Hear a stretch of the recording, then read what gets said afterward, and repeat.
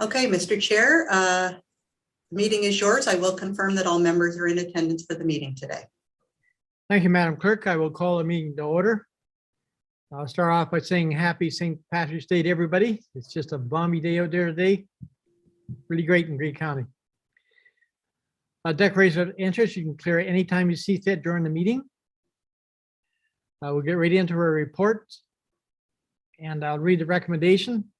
That report CAOR RP 0222 Financial Impact Assessment Rockwood Terrace Project be received, and that the task force provide direction on the scope and costs of future work to be undertaken, and that the task force provide direction on the preferred procurement option as required.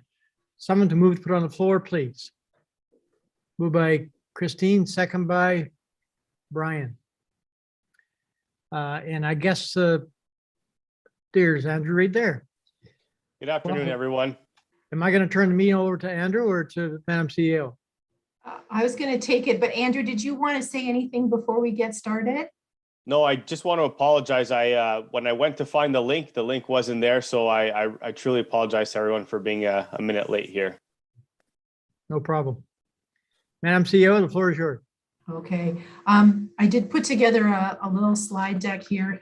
It's pretty high level, but I thought it would be easier than watching me recite the report. The other thing I will do, just to apologize, as staff, we've always gone option 1 as being long-term care, and then option 2 was the middle ground, and option 3 was the full campus of care. Sarita from Colliers did it the other way around. And this time I've gone back to the way we've done it, which is option 1 is long-term care. So hopefully I've tried to always be clear when I talk about an option about which thing I'm talking about, but just so you know, there is a little bit of difference there so we don't get caught, okay? I'm gonna share my screen. Okay, everybody see that okay? Not yet. Oh, please. There, okay. There. Okay, very good. Yes. All right. Okay, so thank you very much, everyone, for being here this afternoon. This is going to be really much a group presentation along the way. As I said, I kept it fairly high level. I'm sure that many of you at the table have your own questions, and I want to make sure that there's an opportunity for you to get those questions answered. So we'll move through this slide deck in a rather expedited fashion, and then we'll have lots of time to talk over all the different implications of wherever we decide to take this. So moving forward from there, you can see at the beginning of the report, it posed some questions that we were hoping to get direction from the task force and also ultimately from council. First of all, what is the scope of the project that we want to move forward with? The original contracts with Colliers and Casian are to develop the 128-bed long-term care home. Knowing that council was interested in seeing and pursuing a full campus of care, Casian has taken that extra step and developed a site plan that it not only includes the long-term care home, but assisted living, village square, and then a further 60-bed seniors apartment or 60-unit seniors apartment as a separate building. Madam CEO, may I interrupt just for a second? Do you want of course. You want to entertain questions as you go, or wait until you're done? I'm fine either way. Sometimes it's easier for people if they get to ask a question at the time that they think of it. So if somebody has a question right now, I'm happy to take it. So committee, please, I cannot see everybody in the screen, so just speak up if you have a question, please. Okay, thanks, Chair Burley. So not only do we need to determine the scope of the project, but we also need to give some consideration to the procurement model that we're going to use going forward. We've contracted with Colliers and Casian to to do this on the basis of a stipulated sum contract. So that means that there's a fixed price to do the work with a fairly narrow band of flexibility there. There is the option to move to the P3, and in the report, if you had a chance to review that, it does speak at some length about the various considerations involved in moving to a P3 model. So we'll touch on those a little bit later on.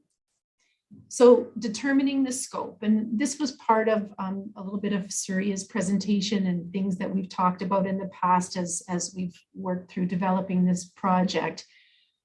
First and foremost in our minds, I think, has always been what will provide the best quality of life, of experience for our residents and our staff. If we are not doing a great job in providing a quality work experience or a quality life experience for people, I think we may have missed the bus.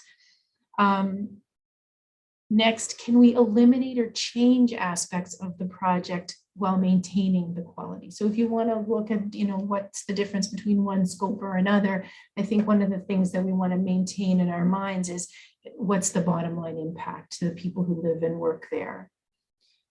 Next is the impact to the overall construction plan and the design if we choose one option over another. Not insignificant is the question of what we can afford. And then finally, what are the financial impacts of delaying the independent living in seniors apartments as a standalone building? That does seem to be one option that deserves some exploration. So I wanted you to hear from Jen. We didn't really have a chance to do this the last time we met, and I wanted you to hear from Jen and Karen. A tremendous amount of work has gone into designing the new long-term care home by Kezian, by Jen, by Karen, by a whole lot of staff. And so Jen, do you want to just speak to some of the points here to give the task force a flavor of the work that you've done? Sure, thanks, Kim. So yes, as Kim mentioned, there's been many meetings, virtual meetings that brought together where Kezian and Andrew and some of his team members have brought together residents, families, frontline staff, leaders to really dig into what is important in terms of the design for the long-term care home. And it was really exciting work and really interesting work. And they asked us a lot of hard questions that made us be really thoughtful about what's important. And so some of the key features that I just wanted to highlight is in terms of room design, the design that has been proposed really affords additional resident privacy. So there would be two styles or two rates of room. Private rate, so preferred accommodation, and that's a private room with a private bathroom. And then the basic rate, basic accommodation, is essentially a private room with a shared bathroom. So it would be two private rooms and the bathroom is in between. And so that affords some additional privacy for residents in a few ways. It supports the minimizing of sound transmission and odors. So it supports that. It supports visual privacy by minimizing shared sight lines. So for example, a resident can't see another resident while they're getting care or maybe in the washroom. It also supports infection control practices and supports isolation practices that we are required to do and are important to do in terms of outbreak and infection containment.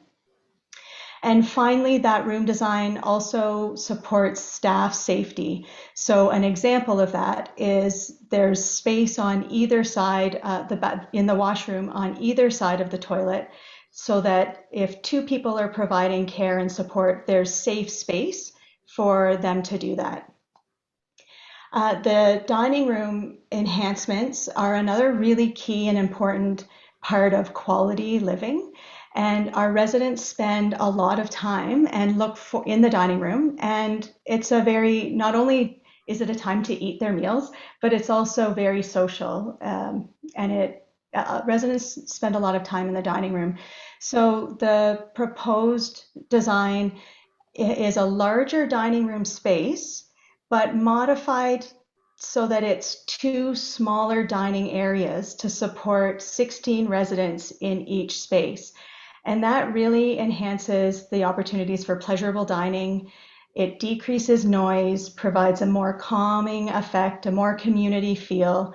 And the dining room can be a place that, if it's very big and cavernous, it can be really noisy. It can encourage some responsive behaviors. Often, there could be more falls in the dining room. And then the other additional enhancement is space to support safe storage of wheelchairs and walkers. And while this sounds like it really shouldn't, it sounds like a bit of a funny thing, it's a big deal. A resident's assistive devices become a part of them. And it's really unsettling for them if their walker is whisked away into another space or into a hallway and they don't have easy access to that. So the design supports some additional space for that to be accommodated. For infection control, some of the items that I've already mentioned, and then just another couple of highlighted areas. The laundry system is a barrier system, and if there's specific questions about that, I'll defer to Karen. But essentially, it's a system for separating dirty, contaminated, soiled laundry on one side, clean on the other, in 2 separate rooms, the way that it's designed. Infection prevention and control in the resident rooms are more easily supported, as I mentioned already. Laundry chutes are in the design, and this minimizes the need to carry contaminated or soiled laundry throughout the building. Those are just some examples. And then finally, the community feeling. The design really supports nooks and seating alcoves for residents to be able to gather naturally. They can gather with each other or with their visitors. And these are featured inside and outdoors. There's cognitive stimulation stations and very few to no dead ends. So it supports natural walking routes for residents who may enjoy walking around. Sometimes it's called a responsive behavior called wandering. And in the design, there are no resident rooms at the end of a pathway, and that will decrease residents wandering into someone else's room, which is a cause of concern for many residents when they move into a congregate setting. So those are just a few of the features that we wanted to highlight and share with you in the design. And if you have any questions, let me know. Karen's here to help answer some questions as well. Mr. Chair, it's Brian. I just had a question, if I could, for Jennifer. Speaking about the dining room and infection control, was it discussed to have 2 different entrances to keep the flow of traffic going in 2 different directions? So everybody comes into the dining room in one opening, and when they're leaving, everybody goes out the other opening. I know we don't always have a pandemic, but that's kind of the idea that I was thinking. Yeah, no, that's a great question. And Karen, do you recall? I have the impression that it's kind of all an open area, almost like an extension of the hallway, but I could be wrong about that. I'm just trying to find. Yeah, I believe, and maybe Andrew can specify, but I believe it's open, so there aren't specific doorways. Okay, just I'm just pulling up the plans right now. I think certainly within the areas that were left, because it's still at the high level block schematic, the exact positioning of doors and circulation is one of the main objectives we'll have throughout schematic. So I'm taking a note of that, and that's something we can certainly look to add for those reasons, while maintaining the space in the amount of space that's been allocated. Yeah, thanks. And if I might, Mr. Chair. Please go ahead. Councillor O'Leary, the other benefit to this design of the enhanced dining rooms is that they're more spacious to allow for that distancing. So The tables can be just a little bit further apart from each other. So I hope we're not in a pandemic for much longer, but it does support that. Grey Gables is an example that has a more spacious dining areas, and it was much easier for them to support people continuing to eat in the dining room rather than needing to be in other small spaces or in their bedrooms, because we were able to keep those tables just a little bit further apart, even add in a few extra tables so that there were fewer people sitting at each table. So this design would help support that. Great, thanks very much. Thank you, Jennifer. Any other questions from the committee? Christine, please go ahead. Thank you, Mr. Chair. Good afternoon to everyone. I was wondering if there could be just a bit of a discussion with regard to recreational activities and how this fits into perhaps the dining area or other indoor and outdoor areas for just long-term care community activities. Thank you. And who is going to take Jennifer? I'll start, but I'll pass it over to Karen. There was lots of discussion in the engagement sessions about what kind of programs do we currently offer, what kind of programs do the residents love to, and asking the residents themselves are important to them, and what do they like, and what would they wish to have if the sky was the limit. And so there was lots of discussion about recreation space, and space being multi-purpose, so spaces that could be used for lots of different things, and that's been reflected in the design, both indoors and outdoors, which is really great, because when the weather is nice, the residents and their families really love to get outside and be able to have, again, those alcoves and nooks where they can visit together. Karen, did you want to add anything? I guess is it the auditorium? Is that what we're calling it? Oh, you're on mute. Yeah. Sorry, yeah, I'm not sure if we might have named it the auditorium, but there is designated activity space on each resident home area.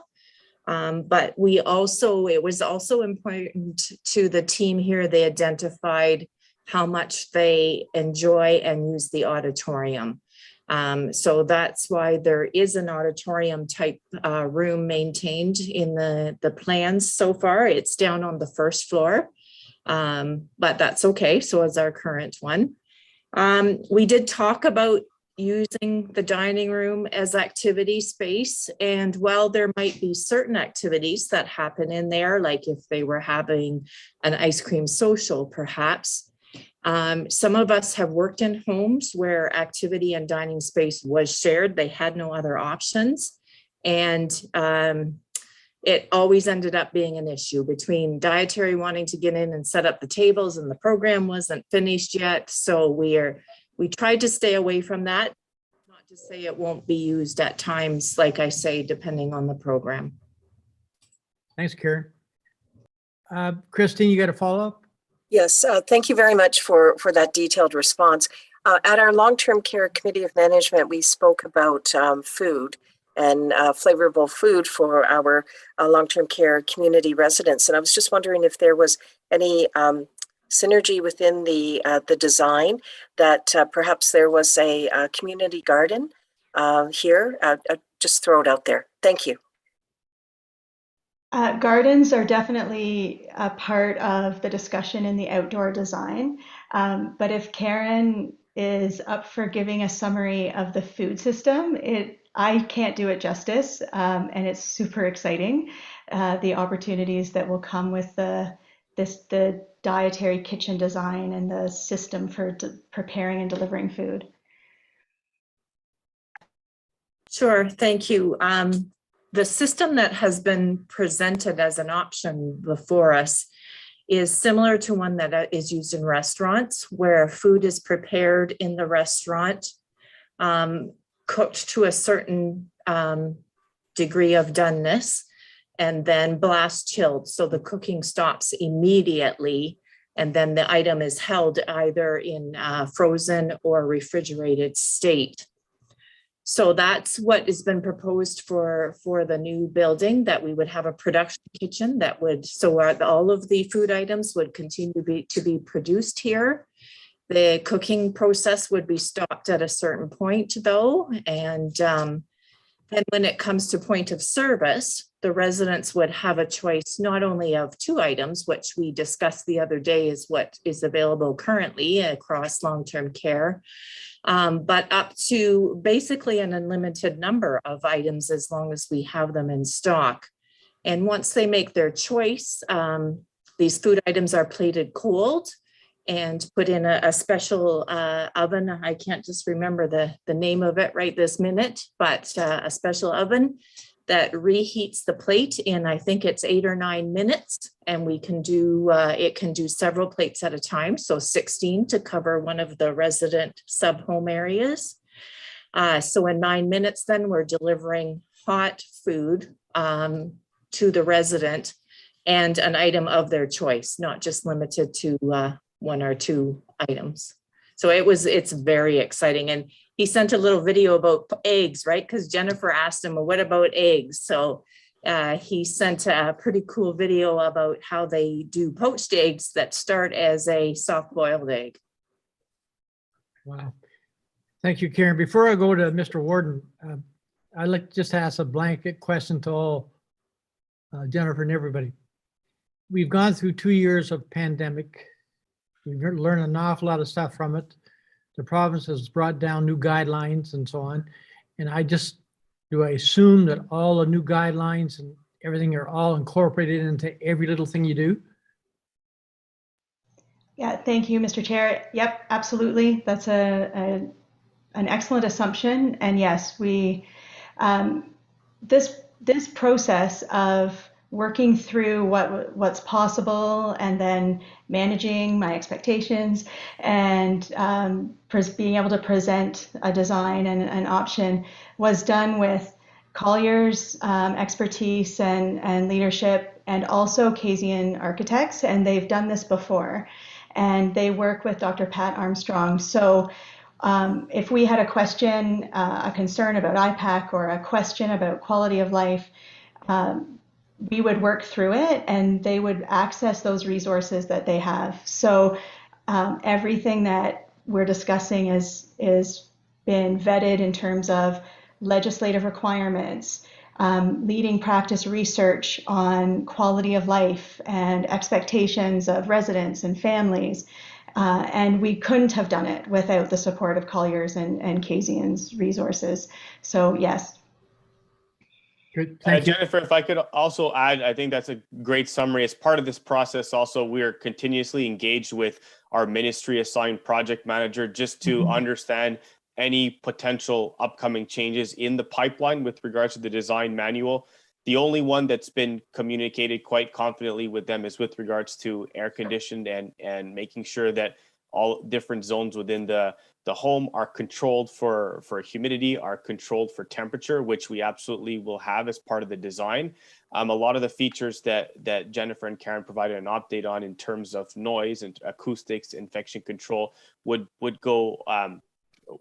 be in terms of best practices and not necessarily part of the long-term care design manual, but certainly where we see trends going from a design perspective so that homes are equipped to better handle such as the pandemic.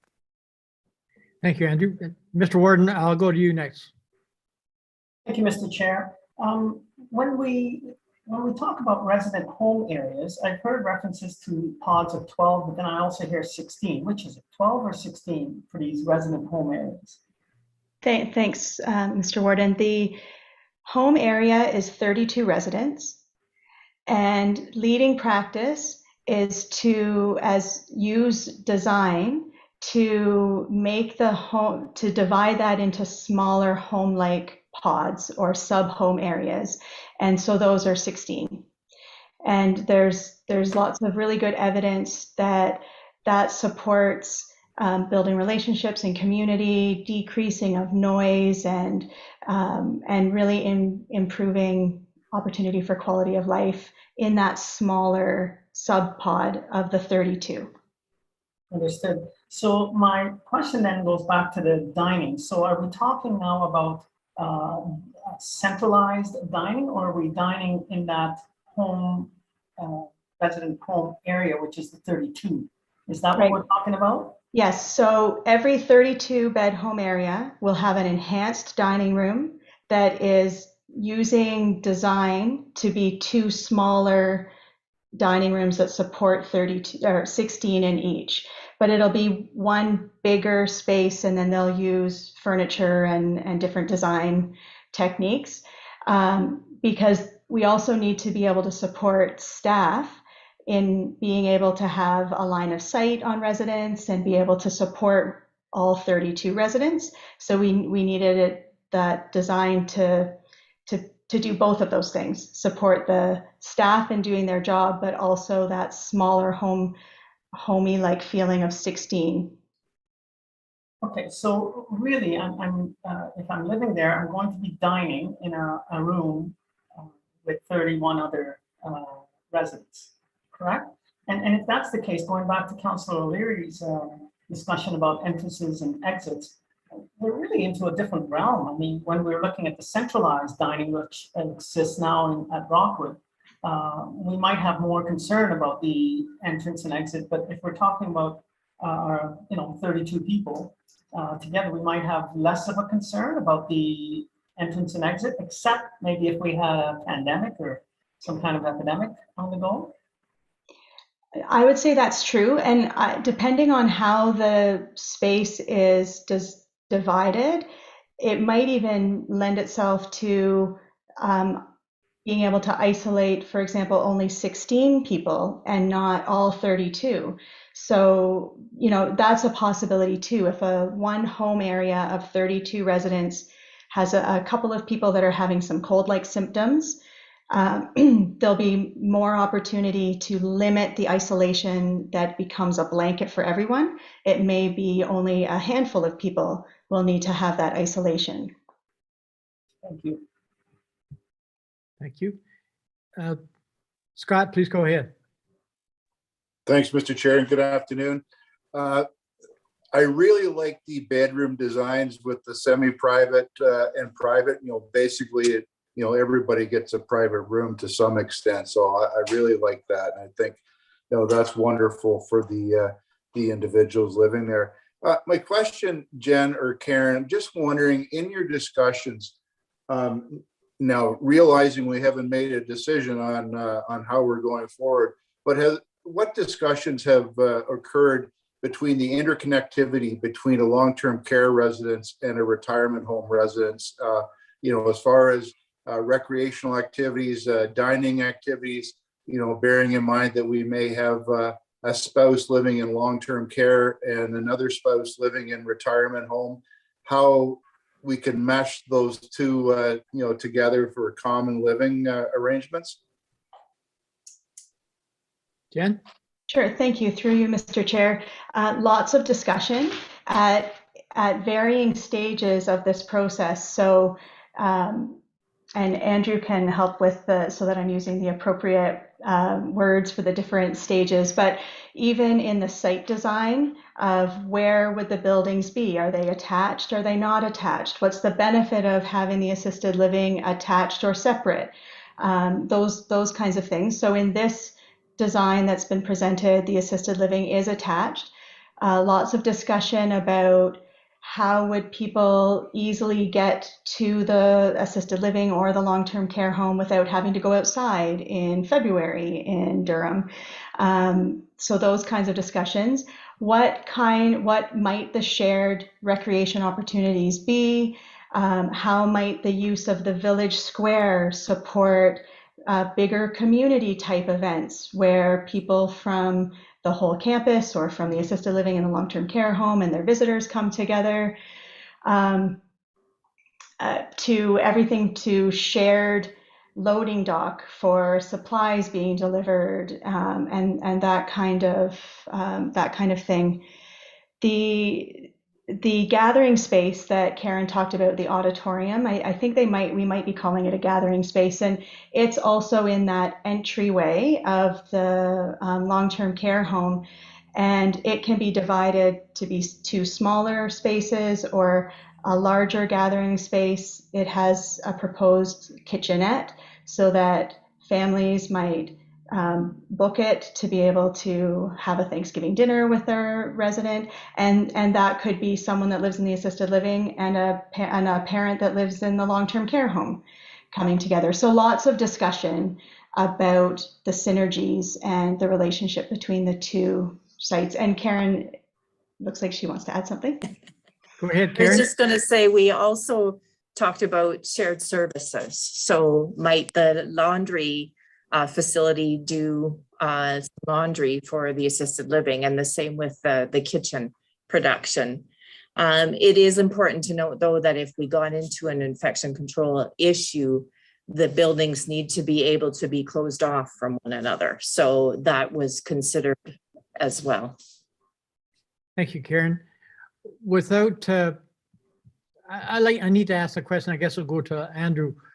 I keep harping on, we do not know what we're going to end up doing if we're just going to build a long-term care and that's it. But my concern is very simply is that if we decide to build, say, for instance, just a long-term care portion, there's certain things we can do with that construction for future use.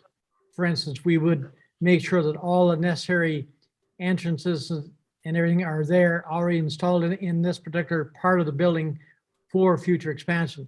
So in other words, we don't have to go in there afterwards to add on assisted living, for instance, and then have to tear a wall down in our newer building and to reconfigure it for new entrance. But we do that as we go now. Am I safe to say that? Well, there's still, so there is some work that would have to be done up front as part of the long-term care option only in order to facilitate those further phases or stages. As an example, the penthouse on the roof and some of the mechanical and electrical services would have to be sized and arranged in a way that they can facilitate the expansion for the village square and the assisted living. That's one example. The other one is there would be a portion over the central area of the long-term care home where eventually the assisted living portion of the building would sit over. So we have carried in the cost estimate and would recommend at least shelling out that space and constructing it, because it's very difficult to build on top of an operating space after the fact. So a fit up could be deferred to a further point, to a further stage, if only the long-term care option is selected. But right off the bat, you are enabling that conversion or that construction to happen without disrupting the operation.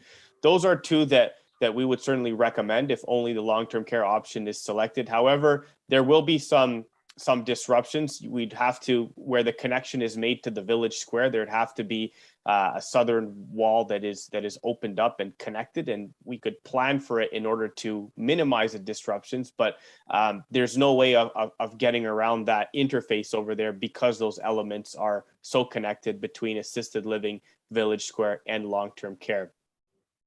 Thank you, Andrew. It makes perfect sense. Any other questions from the committee at this time? Seeing none, Madam CEO, I guess you're going to proceed. I am. Okay, you see the screen again? Yes, we can. Okay, perfect. Okay, so thanks for that great conversation about the design elements. I'm so glad that we got to cover that off. Moving on from there, perhaps if my slide will change. Okay, so now we're going to talk about each one of the three options, and I'll just put some points out here for each of them, and then we can probably talk around them. I'm sure you have many more questions than what I have room on the slide to cover. So starting off with doing the long-term care option only. So this is where all of this began, because the redevelopment of Rockwood Terrace by 2025 is a requirement of our license with the province. As you know, the projected costs have risen about 33% from the feasibility stage last year to where we are today with the Class D cost estimate. And as was indicated, that Class D cost estimate by the cost consultant is just that, a very basic estimate. And there is, as Turner and Townsend notes, a potential of, plus or minus 20 to 30% around the numbers that they've provided. What we do have, based on their Class D cost estimate of the actual construction, then building in the money that the county is already putting away, what we know we can anticipate as far as construction grant and revenue from long-term care residents, that nets out to an estimated annual cost of about $5.3 million. The long-term care option only includes some higher upfront costs. So this option as it stands also facilitates the future options because you're servicing the whole site. Where you're running your utilities, your water and wastewater, you're connecting and extending and connecting those roads. There's some significant money being tied up to service the whole site, even if you only choose to move forward with the long-term care home. The site itself is a green field. It's visually and physically isolated. One of the things that we have touched on over time, and maybe more at the Committee of Management than at Redevelopment, was the need to be competitive, to be an attractive location for people to work, and to be an attractive location for people to select to come and live. There are a number of other new long-term care homes coming online in different places with different amenities around them. So again, the question of the long-term care home alone by itself with nothing else around it, I think there's a consideration to be had there as well if we're going to be able to meet those other targets. As we just touched on a moment ago through you, the chair, the current design of long-term care only is based, or the current design overall is based on the integration of long-term care assisted living in the village square. So deferring those other aspects means that future renovations will be required. Those are of an uncertain cost at this time, but I think it's fair to say in our experience that anytime you go to renovate something, it's never as cost effective as if you built it the first time. There would be some degree of disruption to the residents and the staff, and we have been working towards making sure that we're at least net zero ready, if not truly a net zero building, again, as much a cost control effort for the future, as well as just doing the right thing by our climate change plan. So again, this would make achieving those net zero goals, I think, a little bit more complicated and likely a little bit more expensive. So that's the long-term care option alone. We're going to talk about finances in more detail in a later slide. So if I move on from there to the middle ground, the second option, long-term care assisted living in the village square. So at $108.5 million as an estimated project cost, this option is 44% more expensive to build than the long-term care only. It includes the 40 assisted living suites, as well as the commercial space for retail and food service. Due to the additional revenue that Surya calculated for us, the estimated annual cost for this option at $5.9 million is about 11.8% more than long-term care alone. So you see how some of that offsets that project cost. The second option provides a broader scope of services and amenities and potentially a higher quality experience for residents, staff, and their families. It facilitates the construction of a single building envelope, I seem to be missing an E there, and achieving those net zero targets, and eliminates the disruption of a future renovation. So you're balancing those additional costs with some good on the side of quality and experience. The third option, the full campus, includes the 60, holy moly, you can tell I did this slide deck on my lunch, a 60-unit seniors apartment or independent living situation. at a total cost estimated right now of 140 million. This is another 85% more expensive than option one, the long-term care alone. And the annual net cost is about 15.6% more than option two. The biggest concern with option three is, even with the numbers that we know now, the borrowing required to complete this takes us very, very close to our debt ceiling. On the good side, we know that the building, because it's a completely separate, physically separate from the other buildings on the site, it could be completed in the future with little impact to the existing buildings and residents. And also, we feel fairly confident, given the focus on seniors housing and affordable housing, that there may be funding in the future to assist with a specific build just for the seniors apartments. So now we're going to get into the financial aspects of this.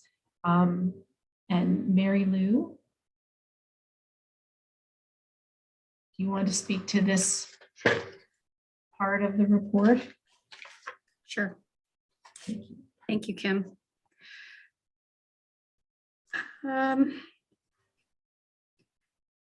The first thing I'm going to comment on is just on the borrowing limit. So we've talked previously about our internal policy about not exceeding 10% of our own source revenue. And that threshold includes amounts we've borrowed internally for such things as the Grey Gables roof, the renovation addition to this building, and the future build of the paramedic services base in Durham. We currently have an internal debenture for the one at Chatsworth. Based on the 2021 annual repayment limit, if the campus of care option is selected and the annual repayment totals 7.6 mil, then we would have had about 90,000 remaining. The 2022 ARL was just issued this week. It provides about $316,000 remaining. So instead of having $1.4 million left to get to the 10% threshold, we would have about 5 million. The one thing I will say about that is the financial indicator review that's issued by Municipal Affairs and Housing, where they assess your risk. When you get to anywhere between 5 and 10%, with your debt of own source revenue, they put you in the moderate risk category. And anything exceeding 10%, they call you high risk. I haven't had any conversations with our municipal advisor. I do know one other municipality that has, and asked the question about how does that impact how the province views that particular municipality? Where does it place them when they're applying for grants? And the municipal advisor was unsure. So based upon the costs that have been presented in the report, if we went with option one being long-term care only, we would need about a 2.3% levy increase. So for 2022, 1% is worth 637,000. If you went with option two, which has the assisted living, you'd be looking at a 5.61% increase. And option three, which is the full campus of care, 8.3%. And if the choice was to move forward, we would look at increasing that over the next few years, the transfer to reserve from what we're budgeting currently at 1.36 million to increasing that to come to what we believe would require for the first debenture payments, so that you wouldn't look at that all in one budget year.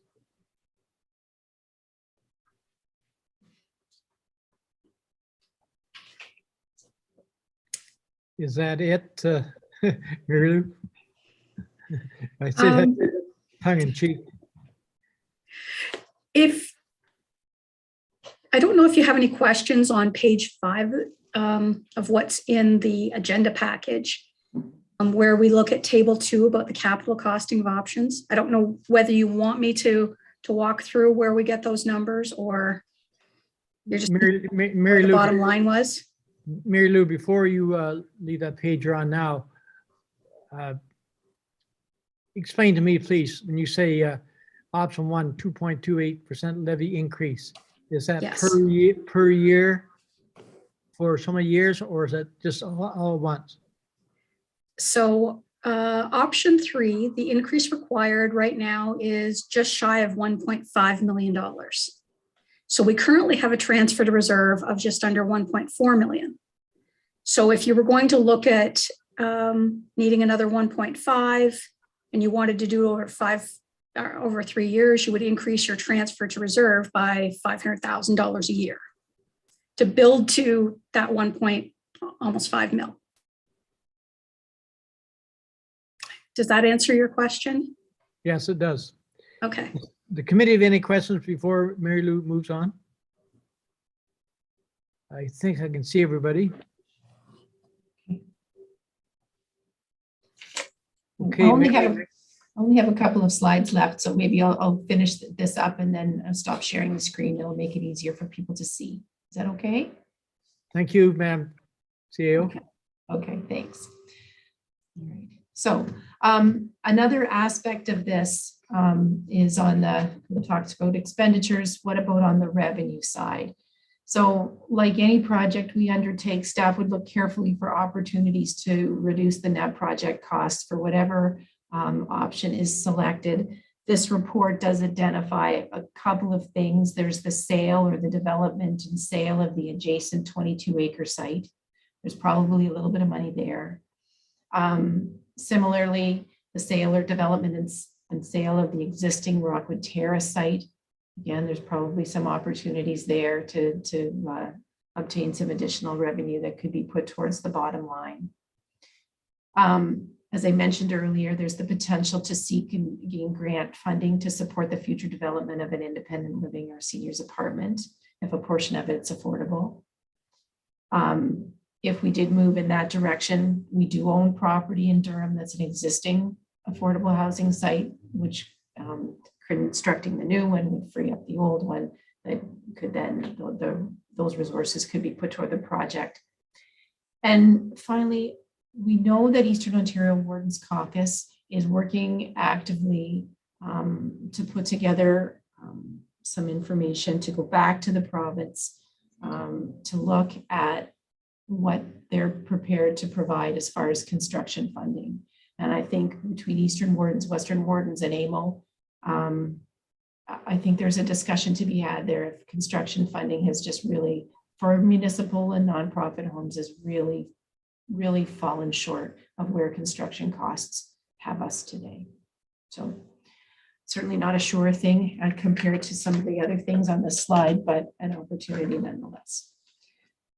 So there's that. And then finally, on the procurement side, as I mentioned at the beginning of the discussion this afternoon, we're currently planning to complete the project construction under a stipulated sum. If we went to the P3, which would only apply if we either went to option 2 or the full campus of care, Colliers told us that just the long-term care itself was not of a sufficient magnitude to really attract competitive offers from the private sector. The report goes into some detail about the necessity for a really carefully crafted contract between the county and the private partner. And like any contract that's complex, it would need to be managed. We know with long-term care, there's a fair amount of sensitivity around what happens with the building, keeping up with requirements and expectations, et cetera. Those things aren't very flexible. And so again, constructing a contract that gave us the ability to make changes when they needed to be made, when you're looking far into the future and those changes are unknown to us right now, would be, I think, quite an undertaking. And then the third point there, how much financial certainty can we expect over the life of the relationship? You're talking 25 or 30 years down the road. The operating and maintenance aspect of this renews on a periodic time frame throughout. And want to be working hard on that relationship throughout the life of the contract to ensure that at renewals, you were going to still be in a good, positive place with a private sector partner. So it's an interesting model. My own personal opinion is 10%, is the potential of 10% enough to offset all of the unknowns and other considerations that would come into it. So I'll leave that there. And I will stop sharing my screen. Thank you, Madam CEO. Questions from the committee? Mr. Millen, please go ahead. Brian? Okay, Mr. Chair. The question I think is probably directed to Mary Lou. And I'm wondering in regards to future capital projects, the 10-year capital forecast, if you could speak a little more to how the various options would or will impact our ability to do our 10-year forecast. I've read this piece in the report a couple times, but I need a little more nuance, I think, to get my head around that. To, is it going to absolutely sink our 10-year forecast, or is there room to manage there? If you could help me a bit, please. Mary Lou? Thank you, Mr. Chair. It's a great question, Councillor Milne. In the report, we've talked about over $245 million in the 10-year capital. And that was before we've considered any, I would say, adjustments as to do to the market pressures and inflation. Staff is going to have to take a really hard look at capital, both from how much costs have increased and what is the essential elements that we need to move forward. So whether it's a health and safety, whether it's to keep our building envelopes safe, and look at perhaps reprioritizing if costs have changed significantly. And of course, in the report, we looked at it and 70% is for transportation, which isn't surprising. That's a large infrastructure. And then 23% for human services, which would be long-term care, housing, paramedic services, and to the smaller extent, social services and childcare. I guess, so your question about how this is going to impact and whether we can do it all, depending on whatever it is we do. The question back to committee would be, staff can do their best to come up with what actually needs to be done in the 10-year capital. So, if they had to scale back, what would that look like? And then the next question is, what is council's appetite for levy increases? In the past, we've tried to keep the levy increases very responsible, both in respect to how much the property taxpayer can afford to pay, as well as looking to ensure that our member municipalities have room as well. Brian, go ahead. So I guess to start, an assumption I've always made is the 10-year forecast is in fact stuff that we have to do or should be doing. Recognizing that, yeah, you're right. I mean, from time to time you need to reevaluate and reprioritize and so on. But I think what I'm hearing is some of the 10-year forecast, if we proceed with one or two or three option, some of these on the 10-year forecast are going to get tossed. So that concerns me quite a bit, but I'll listen some more. Thank you. Thank you. Councillor Leary, please go ahead. Thank you, Mr. Chair. Mary Lou, I need help with some numbers here. The plus minus of 30%, the 130 million, I was a little confused too with Kim's. It doesn't take much to confuse me, but option 3 now is the big number, campus of care, correct? That's correct, yes. Okay, so at 139 million, 532, you add 30% and we're up to 181, correct? Potentially. Okay. And so that's the worst case scenario. And the best case scenario goes down to, I think, 41 million. No, it wouldn't go down to, well, long-term care might go down to 41, but the full campus of care, if you went down 30%, would go down to about 100. All right, sorry. So I got the and- switched over. So it goes down to 100. And that will get further refined as they move through the estimates, because right now it's a Class D. Right. So between the worst case scenario and the best case scenario, there's $80 million, correct? Correct. Okay, over to you, Andrew. Like, I just want to say, do you really know what this is going to cost? Like on $39 million project, you've got a span of $80 million. Like, I've heard of cover my ass, but like, can you not get closer for a number? Yeah, so it's a good question. And the reason why we can't get closer at this stage is because the design is at a conceptual stage. So the process we're following right now is not unique to this project alone. It's a well-established process for any project that undergoes design. And so the only way to get more accuracy in your pricing and your estimates is to get your design to a level of readiness that bidders would then submit a price for the project till you're tender ready. We don't want to be tender ready without having cost checks along the way, because it becomes extremely, there's a lot of effort and a lot of costs involved with making changes at that point. So in my opinion, and based on my experience, this isn't a CYA approach, but this is really a best practice of how you use cost checkpoints along your design development to make refinements and adjustments to scope. And it's a standard practice as the design develops in order to get up-to-date information from the market and to make informed decisions.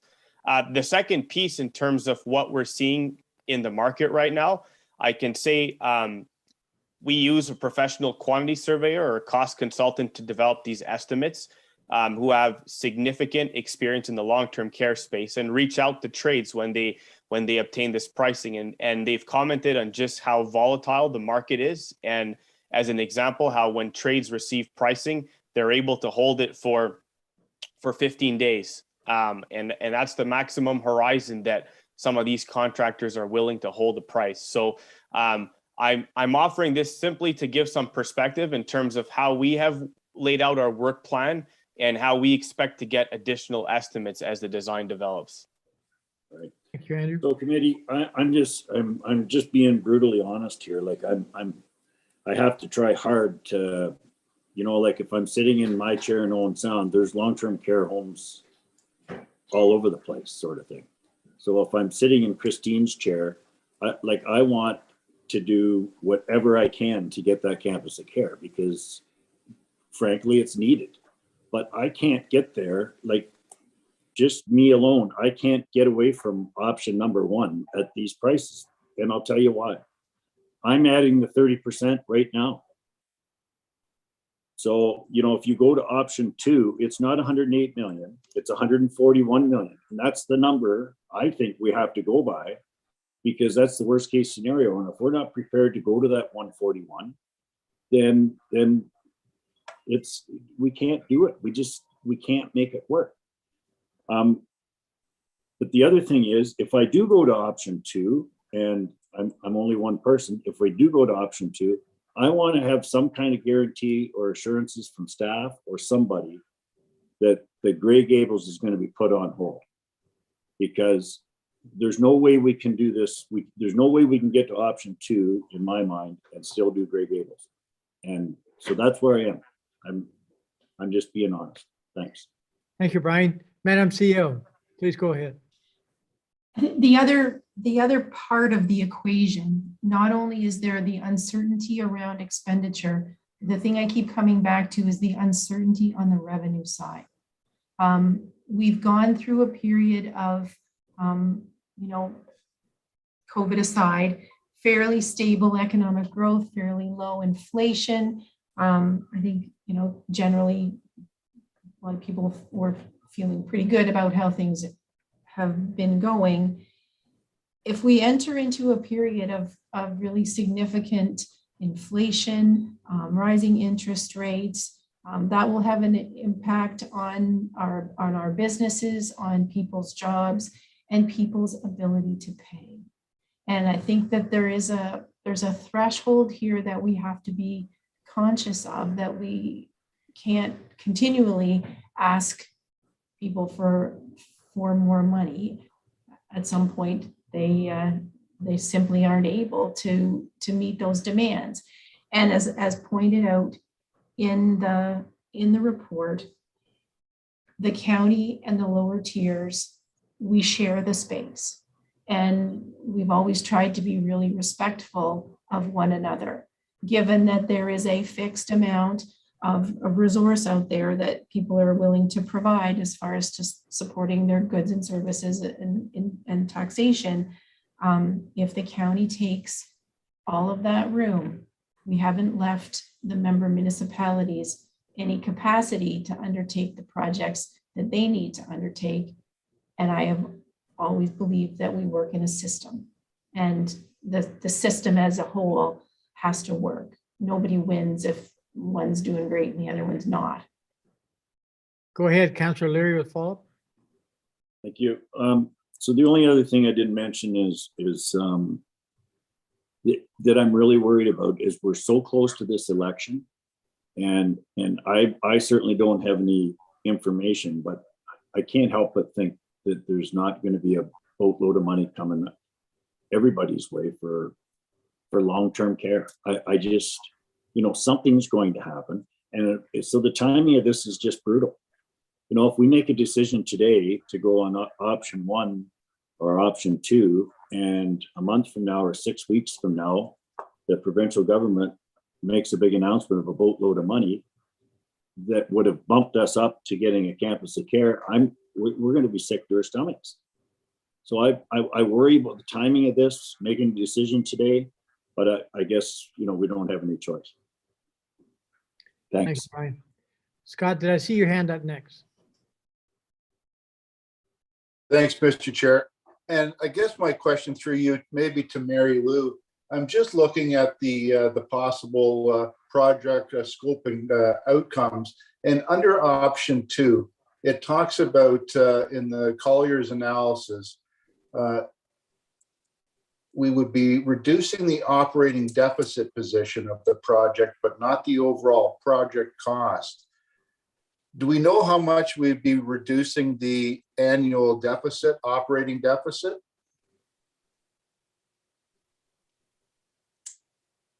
Is that a question for I don't know who wants to take it. Mary Lou? Go ahead. Is that the net operating income, Mary Lou? Would you just pull that off of the conclusions chart from Surya? So the net operating at just long-term care is a loss of 1.7 million. Net operating for long-term care, horizontal assisted living, and Village Square is 719,000, and the operating loss for the full campus of care is 138,000. Those are Surya's numbers.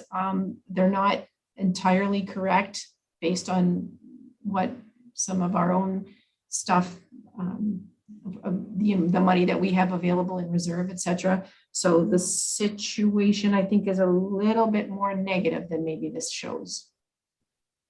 Okay, thank you. So, Mr. Chair, I'm just wondering, when we looked at 40 beds for the assisted living, how did we come up with 40 beds? Because that seems to be, well, in the private sector, that's the money generator is through the assisted living. They can charge out $3,500 or $4,000 a month. So how did we establish 40 beds and not 60 beds, for example? Andrew, can you answer that? No? I think that came from the feasibility work that was done earlier, and most recently with SHS, where they were looking at at demand within the area, supply and demand, and coming up with a number that they felt realistically we'd have good demand for those units. And at the price that we would need to have to make them operate effectively. Scott, does that answer your question? Yeah, I think it does. It just, in the option 2 synopsis, it says assisted living beds are in a critically short supply. So if there's a critically short supply, you'd think we'd be trying to meet that need, but. I think you look at the competition, you look where else people can go, and you look at what the price point is, and whether or not,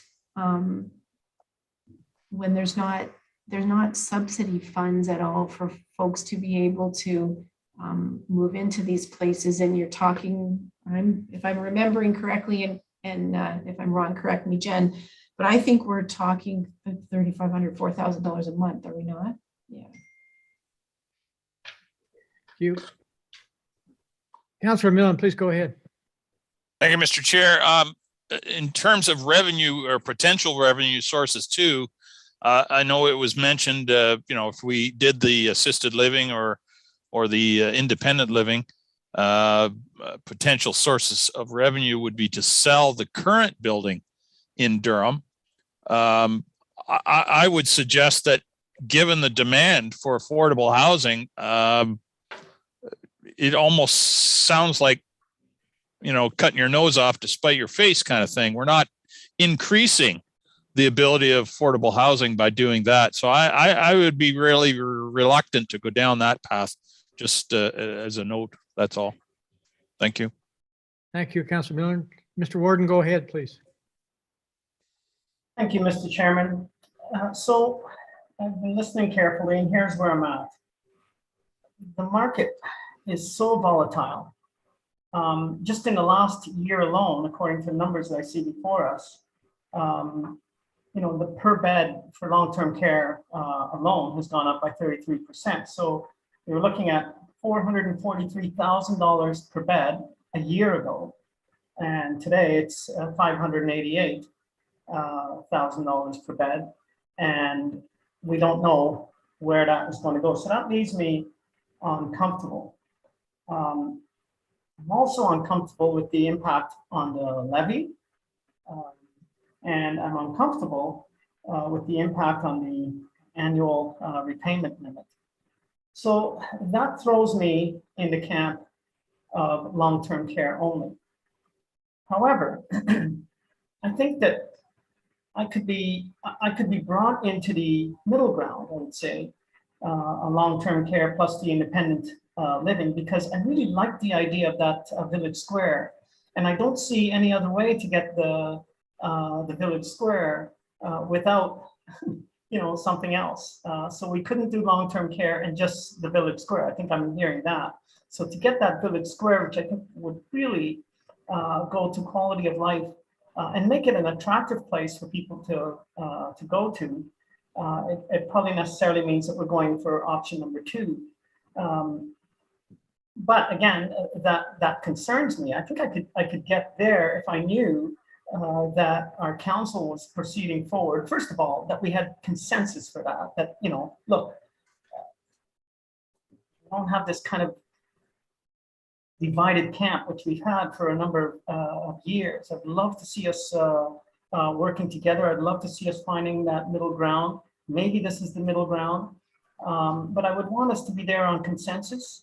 And I would want us to be there also, like Councilor O'Leary says, knowing that, okay, we've made this big commitment and we cross our fingers and hope that it all works. But to do that, we are putting to rest some other things so that we can get this done. And so we can still have room to get some other priorities met as well. So in short, I'm a no for the full campus of care. I am a yes for long-term care only, and I'm potentially a yes for the middle ground, which is the long-term care plus the independent living, provided that we have some discussion and some assurances that we are not proceeding with other discussions around long-term care development beyond this. We're making a commitment to this, not to say that in the future, other discussions won't come up, but for now, this council would be moving forward with just that middle ground. So there you go. That's my position. Thank you, Mr. Warden. It's sort of well laid out. I'm still going through my mind what Councillor Leary is saying, and he's scary. He makes perfect sense on what he's saying. And I still haven't got around, in my mind, an answer to all his questions. But I need to think about that for a bit. Any other questions from the committee? Madam CEO, a question before I go to Christine. Do we need to bring the Green Gables scenario into play and make a firm decision that we won't be able to do anything of that for quite a while, or what do we do with that? There's not a decision to be made at this point. That decision was, council took a decision to defer that. That decision to defer was communicated to the province. They said, if anything changes, let us know. If council wished to move forward, they would need to make a decision. But right now, there's not a decision, an open decision, if I may, that needs to be taken with regard to Green Gables. Thank you, Madam CEO. Christine, please go ahead. Thank you, Mr. Chair, and great discussion by all. Difficult decisions, challenging aspects for certain. The long-term care home is desperately needed for certain. And the idea of having the discussion of a campus of care was an incredible initiative, and would make Grey County unique in this area of Grey County. The full campus of care, as much as I would like to see it to fruition, the numbers are really high. I see the benefit. I see individuals that have their license and may not have their license in a few years and have a very comfortable area to live within a campus of care, and share the residence with their spouse, or their spouse would be next door perhaps, and not really needing the license to drive over and visit every day. So there's a lot of benefits, a lot of quality of care in a full campus of care. And I've just touched on one that makes, that tugs on your heartstrings, quite frankly. But I am focused on option 2, and by that I mean the Village Square and the assisted living. I hope that's still the marker for that option, and as well as the long-term care option as well. I'm wondering, so that's my preamble, so you know where I sit for sure. And at a different time, maybe a different economy, we could look at a campus of care.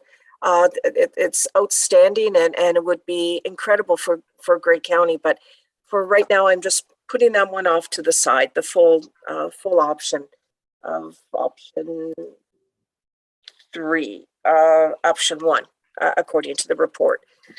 But my question is, if we do sell some property, and that includes the existing buildings, what would be the offset to option 2? Would that draw it more closer to option 1 in levy contribution and other financial considerations? Thank you. Kim, please go ahead. I can, and I had a bit of help from Randy with this. It's not really enough, I don't think, to get us where we need to go unless we're prepared to really roll up our sleeves and taking a much larger role in that development, which again we would need money, we would need capital ourselves to be able to do that.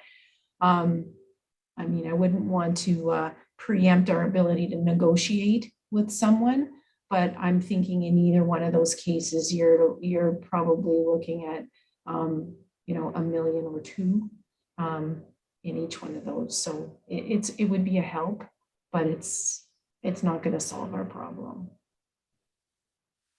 Christine, does that answer your question? Yes, it certainly does. And I was just wondering if this committee is interested in putting a recommendation forward to council with regard to an option for our discussion at council, or does this committee wish more time to perhaps provide that option to council, or alternatively not recommend an option at this time to council? So I'm just putting that out, Mr. Chair. Thank you, Christine. As the chair, I'm going to speak my mind just for a second. I would prefer we don't put an option to county council right now to confuse the waters. I agree with Andrew that it's extremely important that we, as a committee, make a recommendation to county council, what we all feel that we move forward with. If it's option 2, it's going to give Andrew and his people a chance to continue with their designs and so on, which is going to really impact pricing as we go. And I really feel that they can make it a firmer commitment what that cost will be once they get to that stage. And I realize we can only read into the future, to make our job a lot easier, but we can't do that. I don't know, it's just my feeling. If I would, my thoughts would be that option 2, provided we can afford to do it and feel comfortable and all of county council agrees 100% that is the way to go. I don't leave any choice. We have to do option 1 regardless, do we not? That we have no choice of that at all. So it's just a feeling I got. I think that we should be able to go with option 2 and let Andrew and his people continue with it. We're going to find that we will be able to come up with a firmer figure. I'm going to go to Paul next. Thank you, thank you, Mr. Chair. Lots of good discussion today. I know there was one point put out there that for an additional 11.8% gives you 40 assisted living beds. Is that good value? You know, that's an option too. I just wanted to look at that. 75 million at, if you took the 75 million, that works out right now at 588,000 per bed at rough cost. I guess going back to Grey Gables, in the sense, yes, it is put on hold, but there is a further report that was from SHS and further information to come back on that part. So I guess the question I have is, if we go with option 2, even with option 3, where does that put Grey Gables down the road in the sense of ever a hope of something ever happening there? And I think there is another option for Grey Gables, and that's from the only aspect of reapplying to add a wing versus a brand new building. I don't know if that's something worth considering, and I'm not getting into the big discussion of Grey Gables today, but I know that was one thing that certainly would reduce a lot of cost of bringing that facility up to 128 beds, which I think we all agree that seems to be the sweet spot in the sense of efficiency. And that was originally the idea of applying for more beds for Grey Gables, was to try to bring it up to a higher efficiency level. I'll leave that there for now, but certainly assisted living like beds is sort of something that is certainly needed as well. And when I say that 11.8% increase, you get 40 extra beds. There's certainly a value there of creating 40 new beds for senior people. And I think we see that in a sense. I guess the question is, and I think I go back to something that one time Councillor Millen has said, what is the business that we're in? And I know in the sense is the business that we're in is long-term care, is the business that we're in is assisted living. And I guess that's how far do you take it? And I know assisted living does give you revenue back. That's more per bed that generates you better value. And I guess that's the thing, it's a value. I mean, going back to you, Mr. Warden, what you're saying is we're in really interesting times. I mean, even if you look at general real estate from this time last year, who would ever think we're going to be at where we are today from where we were last year? When this all, and just the cost and material and all that kind of stuff. It is a bit of an unusual spot for us to be in. It's not going to be an easy decision one way or another, as Councillor O'Leary says. It's about the cost, and then, you know, like it's big dollars, and it's, you know, even from a year ago, even from last August when we had that discussion, it's like it just, you know, it just seems to be so unreal. And I know it's not going to be an easy thing. Something a good economist might say, and I know this may not sound just right, is it something that, is there an option of taking a pause to see if this thing slopes that, like settles down? And I don't know, I'm not suggesting that, but is that something, does anybody have any idea of that pause could give us? I mean, we keep hearing about how can this be sustainable? How can this last? I mean, we see the cost of living at 5.7% right now. We see what's going on in the world. It's crazy. And it's driving everything up. And it's leading to a point where I don't know if it's sustainable. And I know that we all have small businesses, we run business, we, you know, farm business and different things and stuff. You know, I just, it's unprecedented times. I guess maybe it's something that's happened in the past. I guess in the 70s, there's been high inflation. I guess in the 80s, we saw very, very high interest rates. But, you know, I'm not that crystal ball guy. There's just so many variables here. And I think as a commitment goes, excuse me, as a commitment goes, I mean, the issue here, you know, underliningly is Rockwood Terrace is a Class C bed facility. And, you know, we know that we need to improve that facility to a Class A type facility. I guess it goes back to, I'm not sure who mentioned it. Again, does it go back to the point, maybe Councillor Millen, is there value in that old building now that's there? I mean, is there something there? I've raised that a year ago when we talked about it, and I know we had it broken into tearing it down and taking it away, but, you know, is there value there? I don't know. Those are just some points it doesn't give you anything substantial, Mr. Chair, but it's just some points to ponder. Thank you. Thank you, Paul. Councillor O'Leary, please go ahead. Thanks, Mr. Chair. Great conversation. It's nice to sit back and just listen to people. I find that Kim is really making sense for me. And I know I brought Grey Gables up, and Paul, you don't want to hear this, but we've made a decision on Grey Gables right now, and that's to pause. And it's this committee's decision to make and come up with an option. I think we should make that decision and take it to council. If council wants to do something with that pause, then that's a council decision. Staff feels like we can get this thing to option 2. That makes me almost bet towards my heart more than anything, but we've got to find a way to get this done. So I would say that we should go to option 2, and I'm prepared to move that. So I'll move the recommendation with the option of number 2. Mr. Chair, I'll second it. Okay, it was moved by Councillor O'Leary, second by Christine. Do you have any other discussion on the motion before us? Christine, please go ahead. I defer first to the clerk, if you don't mind, Mr. Chair. Oh, sorry, Heather. That's okay. Just so the committee, I just want to be transparent with the committee that this is an amendment to the original motion, because the original motion was looking for direction. So this is an amendment that the final 2 clauses in that first recommendation be amended and replaced with option 2 being the development of the long-term care home assisted living facility and village square. And then I think, and the CAO can correct me, we also need to provide direction on the procurement method with that as well. So that's just something for the committee to consider. Thank you, Madam Clerk. So, Madam Clerk, are you saying that we'll have to vote on amendment first, correct?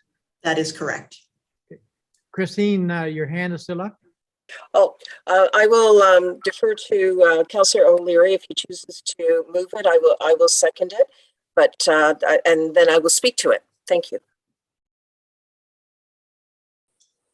I haven't moved and seconded, sir. So it's already moved and it's already seconded? Okay. Councillor O'Leary and Councillor Millen. Okay, now we'll have a discussion on it. Christine, go ahead. Chairman, if I might, Oh.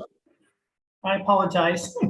I just wonder, before we get into discussion, Mr. Chairman, do we want to have in the motion a recommendation with respect to the procurement model, or do we want to debate that and have a separate recommendation with respect to that? So in other words, would you like to have a proposal? Because I'll tell you, my leaning is towards a design bid build versus P3, but we can do that either way. We can have a separate discussion about that, or we can put that in there right now and have a discussion about the whole thing. My thoughts on that would be to have a separate motion. Yeah. Very So good. it'd be clear, and that's, Madam Clerk, you can correct me if I'm wrong, if we could add that, we have a separate motion for the procurement section after. Certainly we can. We would vote on this amendment first, and then we could have a further amendment on the procurement process. So Madam Clerk, before I ask for further discussion, could you please read the amendment? Of So we course. understand. That the main motion be amended to replace the final two clauses with the clauses below. That the long-term care, that the long-term care redevelopment and planning task force directs staff to move forward with option 2, being the development of a long-term care home, assisted living facility, and village square. Thank you. And Christine, your hand is up. Thank you. I think it's important for this committee to provide the recommendation to council for consideration. There's been a lot of hard work with our consultants, with staff, and this committee. And I really feel it's important that putting an option forward. I do support option 2. I believe that is the approach to take for Grey County at this time, and I'm in full support of it. I just have a question for Madam Chair, for Madam Clerk, Mr. Chair, if I might. Go ahead. And that is, Clerk Morrison, am I the seconder? I believe I put indicated that I would do that, so I just wanted to confirm for the record. Yes, you are the seconder. Councilor O'Leary is the mover. Thank you for the clarity, and I would hope that this committee consider the motion at hand in a positive manner. Thank you. Thank you. We most generally vote on a motion when it's put on the floor. Mary Lou, please go ahead.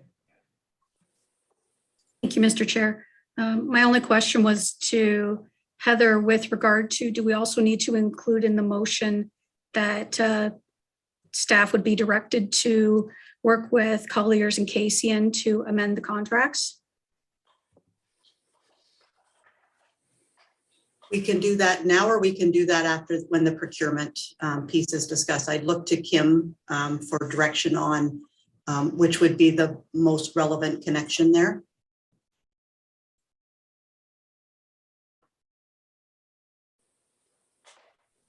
I think it doesn't matter. We can put it in with the contracting piece as well. Thank you, Kim. We've had a great discussion on the motion. We're going to vote on the amended motion. That's what we're going to vote on now. And Councillor McQueen is looking for you, Chair. Yeah, before I ask for the vote, I'll go to Paul, but I'm going to ask for a recorded vote on the amendment. Paul, please go ahead.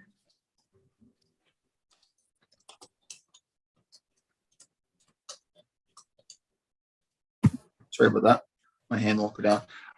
Procedure, I don't know if you do a recorded vote on community meetings, do we? It is, you can have a recorded vote. It's not a weighted vote. It's a one member, one vote. Yeah, okay. My question is more toward Andrew, and I guess that he said something about design. You have a better idea of the cost per bed and stuff like that. I guess the thing is, and I know we had a conversation at the earlier part of today's meeting about certain design and stuff like that. I guess there's a Chev and there's a Rolls Royce and then there's a Cadillac in between. And I guess what are we designing to, the Chev, the Cadillac, or the Rolls Royce? And I guess the reason being is they all have different costs. And I'm just sort of being to the fact. And I guess once you have that design, how comfortable do you feel that I guess it's hard. I guess I can't put you on the spot of what that price could be, but can you say any more on that part? Absolutely. I was waiting for this question to come up, so I'm happy you asked it. One of the metrics that we look at just in terms of a very high level is the building gross square footage divided by the number of residents, and we compare it to other homes that are being redeveloped, whether they are for-profit, not-for-profit, municipal, just to see where this project for comparison purposes. So where we've ended up right now, we're slightly over 98,500 square feet. It works out to approximately 770 square feet per resident. I can say that from an environmental scan and other municipal projects that we're involved with, we often see some that are in the high 800s, some that exceed 900. So we feel that it's my opinion that at 770, this isn't at the highest end of what we're seeing. What I think it is really focused on the key scope and the key elements, that enhance the quality of care and quality for the residents. And Jennifer and Karen were very specific in terms of which areas do we want to target for going beyond the minimum. So from that perspective, it's certainly not at the bare minimum where you would see potentially a for-profit target, but compared to other municipal homes, I think it's within an acceptable range and certainly not on the high end. Thank you, Andrew. Councillor Millen, please go ahead.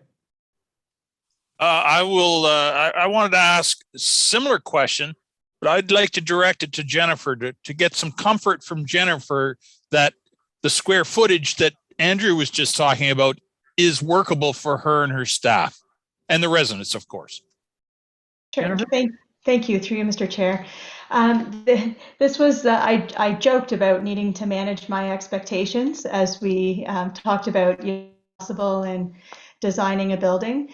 And it wasn't always easy. There was times where we had to really go back and forth on, if we lose a few square feet here, what's the impact to the resident? What's the impact to the staff? What if we look at this space and what about that program? So there was lots of engagement. And with the model, the design that's been presented today, I do feel comfortable that it meets the needs, the things that were really important in terms of dining, resident privacy, resident experience, staff safety, but isn't excessive. And some of the leading practice actually shows that big cavernous spaces, big excessively large resident rooms don't support residents in the way that you might think that it does. It actually limits their interest in socializing with other people and having community interaction. So I feel really comfortable that this meets the vision that was really important to us in being able to color it your way for each resident, but also not going way over the top. Excellent. Thank you, Jennifer. And thank you, Andrew, for your remarks earlier. Thank you very much for both answers. Thank you, Mr. Chair. Can we go to Christine next? Thank you, Mr. Chair. And through you to Madam Clerk, would the option within the motion at this time include LTC, ASL, and Village Square within the motion, so it clearly identifies what the option 2 is? So if I may, Mr. Chair, the motion does read move forward with option 2 being the development of the long-term care home, assisted living facility, and Village Square. Thank you for the clarity. Thank you. I believe Scott has seen your hand up. Thanks, Mr. Chair. And I just wanted to thank, Jennifer and Karen and all the staff that have worked with Colliers. I'm glad, Councillor Millen asked the question and that you feel our staff and residents would be well served by this new design. I just want to, echo the comments that Warden Hicks made. I think there were certainly some of us that, had ideas, grandiose ideas, based on what was working well in other places. But, the economics of it don't make sense at this point in time for Grey County. I am pleased that committee members are leaning towards, option 2. I do believe that it does meet that middle ground that I think we can.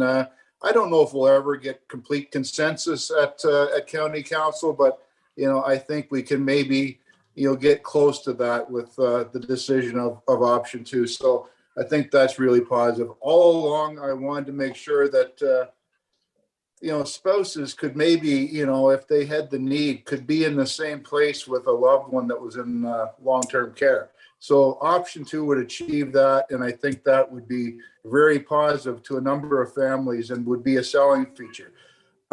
Kim mentioned that we needed to stay competitive. In my time on the long-term care committee of management, we are competitive based on the type of staff that we have in our homes and the care that we give to our residents. So I think Grey County homes will always be competitive, and it's not necessarily the bricks and mortar that bring a person there. It's the type of care that they receive, and our staff do that second to none. So I'm not concerned from a competitive standpoint, but I do realize that bricks and mortar come into play, especially with IPAC controls and making it easier for staff to do their job. So anyways, those are my comments, Mr. Chair, and I look forward to the vote. Thanks. Thank you, Scott, for that. Madam Clerk, I do not see any other hands up at this time. So would you proceed with a vote on the amendment, please? I will so, sir. Voting is done in alphabetical order. So you are voting on the main motion to be amended to go with option 2 being the long-term care home, assisted living facility, and village square. Councillor Burley? 4. Warden Hicks? Yay, in favor. Councillor O'Leary? In favor. Councillor Mackey? In favor. Councillor McQueen? In favor. Councillor Millen? Yay. Councillor Robinson? In favor. Motion is carried 7-0. Thank you. Thank you, Madam Clerk. Now we'll have, we need a motion to look after the procurement side of the scenario. Madam CEO, did you want to make any comments on that part before we say, just to outline what the options we got? Right. Thank you, Mr. Chair. So as stated, we're currently operating on a CCDC2 stipulated sum contract basis.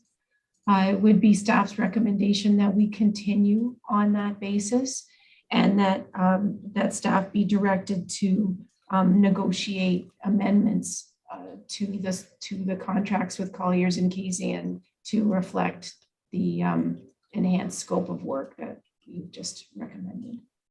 Thank you. Councillor Millen, please go ahead. I'll move what she just said. And However you want to put that together, but I agree. I want to move what she just said. Please. It's going to be seconded by Scott, but Madam Clerk, would you mind putting that into a well-worded motion?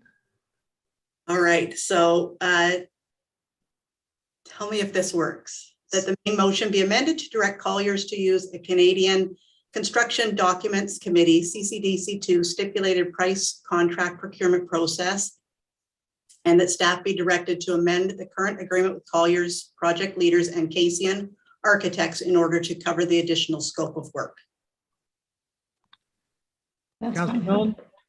I certainly support the intent there, or the notion there, but you said, Madam Clerk, that this is an amendment, but there is no motion on the floor to amend. We voted on the last motion, right? Correct. So this is strictly a motion to do what, right? Okay, I'm good. Thank you. Mr. Warden? Thank you. And just for clarity, what that all means is that we're proceeding with a design, bid, and build proposal and not a P3, correct? That's correct. Excellent, thank you. Scott, please go ahead. Thanks, Mr. Chair. Kim, you mentioned, as far as entering into partnerships, it's not really worth the chance, for maybe a 10% savings and all the unknowns. Can you just speak a little bit more to that, please, for the committee members? Because that's really what struck me, is that, yes, you might save a little bit, but you lose all control, and losing that control does not merit, that potential savings. Can you just speak a little more to that, please? Certainly, through you, Mr. Chair. A P3 is a complex contractual relationship that will, it's not only about but the construction, but the ongoing operating of these buildings that we would be undertaking.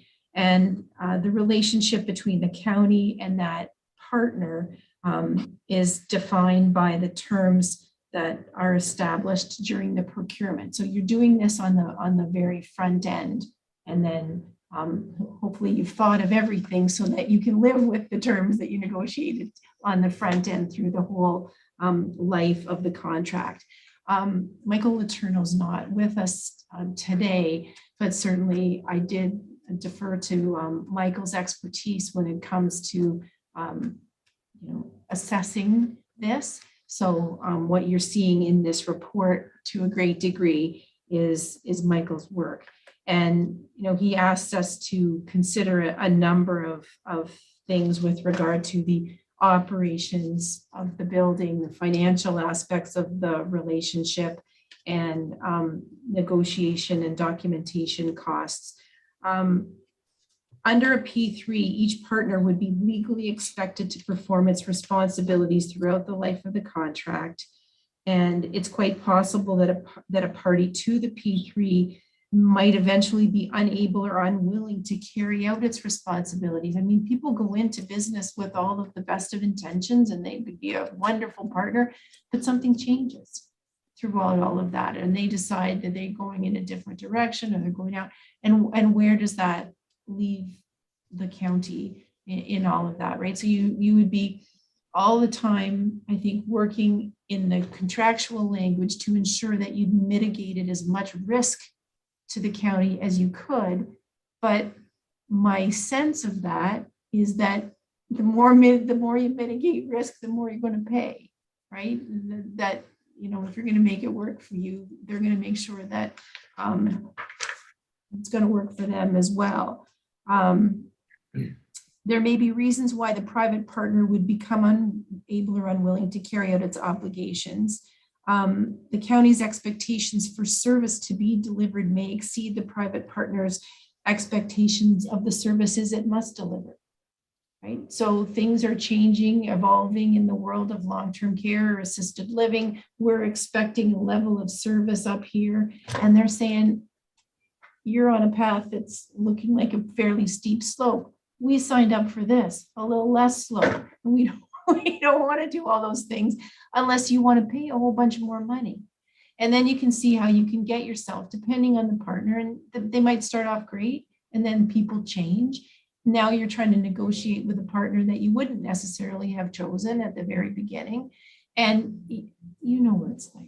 You can end up having foolish arguments about petty things that end up taking up a whole bunch of people's time. And we're not really, like, this isn't an area that I feel that the county has deep expertise, nor do we have the staff right now to be able to provide that kind of oversight. So we'd be sending this out to a third party to get organized to begin with. And then we bring it in house and try and run with it. And again, I think we would have to probably have somebody responsible for contract administration for this and other things. And so now you've just added to that overhead. Great explanation, Madam Clerk, or Madam CEO. I was thinking about the Madam Clerk, that's why I mentioned her name. So we're consistent through our committee, Madam Clerk. I wonder, could we ask, I'm going to ask for a recorded vote in this section too. That's fine, Mr. Chair. I do want to go back to Councillor Millen because we did not vote on the main motion as amended. So from a procedural aspect, I think this is a secondary amendment to the main motion. Then, as all clerks like to do, we'll round it all up in one nice motion at the very end for everyone to vote on. Sorry, I apologize, Madam Clerk. I thought That's we did okay. vote on it. Thank you. Thank you, Madam Clerk. I knew you were right. So since we had a great discussion on this, see no other hands up. Madam Clerk, would you please take the vote on this second amendment? Certainly. So you are voting on the CCDC and amending the current agreement with Collier's project leaders and Casey to cover the additional scope of work. Councillor Burley. In favor? Warden Hicks. Yay.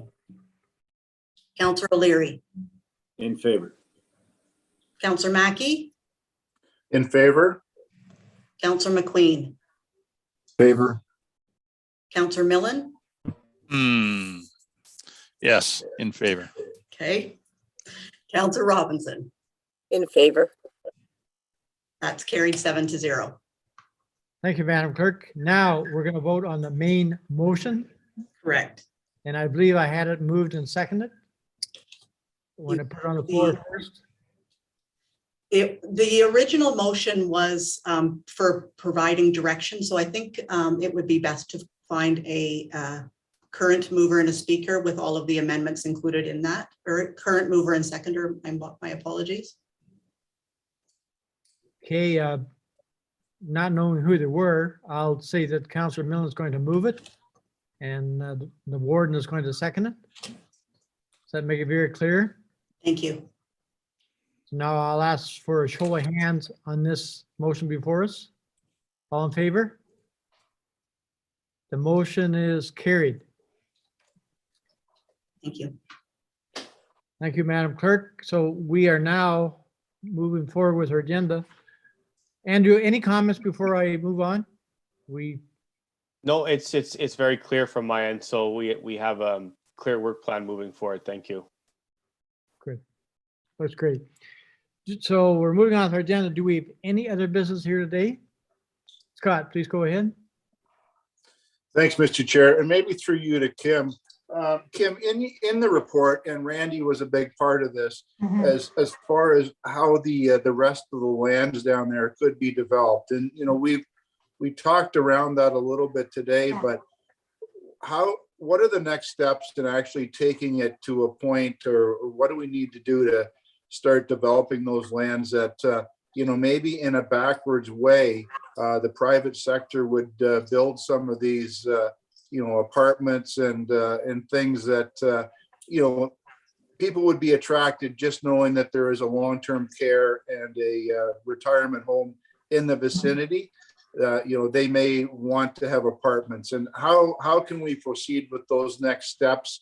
Also bring some revenue into the county. I'm just wondering, what the plan is there. Thanks. Right. Through you, Mr. Chair, there's some planning work that's happening right now with West Gray, just on the overall site plan here. As you recall, there's a hold on that, on the zoning designation for the property. So I think what we need to do is work through the planning side on this property, on the 10 acres. Get to the next level of detail with regard to the servicing of this site. There are some open questions about berming and that has to happen with the DSPI lands. There's always, as you know, stormwater considerations and things like that, how the roads are going to work. So I think if we work through some of that with the idea that the next thing that we want to turn our attention to is being able to do something more with that other 22 acres. Right now, we know we're bringing a road and we're bringing services up to abut that property. So, if we want to then turn our attention to, okay, what's going to make this the most attractive and useful, thing for us and for a developer. I think we can put some work into thinking that through in the next little while. But as I say, West Grey has some planning work going on right now that I think we can work with them to ensure that we're facilitating a smooth runway to being able to do that. Does that help? Thank you, Madam CAO. I was wondering, Madam Clerk, before I asked for adjournment of the meeting, I was wondering, since this is a very important topic for County Council, the minutes of this committee meeting goes to County Council for approval. Is there any other way you're going to present it to County Council other than that format? These minutes will be prepared today and included in next week's County Council package for discussion purposes. Should it be the direction of council that they choose to look at a special meeting of council to discuss this area in particular, that's certainly up to council, but these minutes will be included in next week's County Council package for discussion. No, I understand. I was just wondering, is there another format we should use? Instead of just putting it through minutes at County Council, should we put it as a separate item for a County Council to discuss? And because somebody will probably pull the minutes. And I'm just thinking, instead of doing that, is there some way we could present it to County Council as a separate topic? So these items are going to be a separate item on council. They will be a separate agenda item. Council and committee, the whole minutes are a separate item. The committee redevelopment and planning task force minutes will also be a separate item. So there won't be anything to pull per se. It will be a motion to be moved and seconded, and then discussion can take place on these minutes. Okay, Christine? Thank you, Mr. Chair. And I was following your question.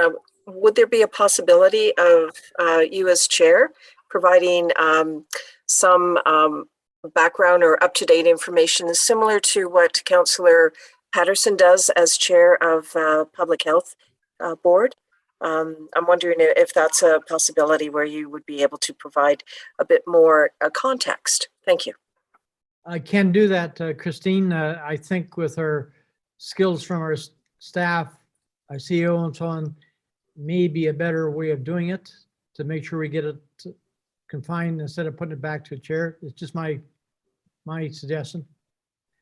Fair enough. Not that I would not do it. If I'm instructed to do it, I would gladly do it, but I prefer to have our experts like our Madam CEO present it in that form. Paul, please go ahead.